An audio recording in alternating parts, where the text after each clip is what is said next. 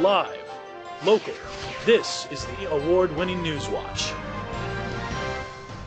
Through lots of tears, a Mattoon woman takes a stand one last time before being sentenced for a fatal accident that killed 3 people. Good evening and thanks for joining us. I'm Lori Casey. And I'm Kelly Runyon. A Mattoon woman faced decades behind bars, but when her sentence was handed down, it was less than that.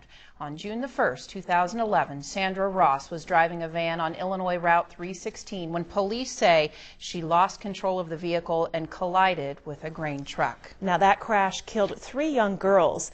The judge in the case says Ross wasn't sentenced to the maximum because she's a mother and a primary caregiver to her sick father. Newswatch's Sarah Keelan reports. Now these poor babies got to live without their mom for 9 years. Her sick dad has to, find someone else to take care of them. Ricky Howard is Sandra Ross's cousin, and she was in the courtroom today to see her relative sentenced to 9 years in jail. It was the morning of June 1st, 2011, when 911 dispatchers received a call about an accident on Route 316.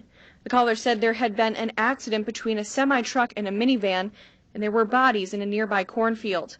Newswatch spoke to a witness on scene who didn't want to be identified. All I saw was his trailer brakes lock up, go towards the ditch. The car, pieces scattered, and from what I could see, it flipped over in the field about 3 times. The van was driven by Sandra Ross and was carrying 6 children and 1 other adult, Rita Wilson. Police say the group was headed to Charleston that day for a court hearing. They say except for 3-year-old Keisha Person, no one in the vehicle was restrained. 12-year-old Tanisha Madigan and 15-year-old Harley Madigan both died in the crash, and Person died 2 weeks later. Officials later discovered Ross had traces of cannabis in her system at the time of the accident. She pleaded guilty to aggravated driving under the influence. During the sentencing hearing, Illinois State Trooper Richard Burton said crash site reconstruction showed the van traveling at 85 miles per hour. That's 30 miles over the posted speed limit. While Howard agrees Ross may not have made the best decisions that day, she says she's not the only one to blame. I feel that the other mother should be punished. God forbid that she did lose her children. That is an awful shame.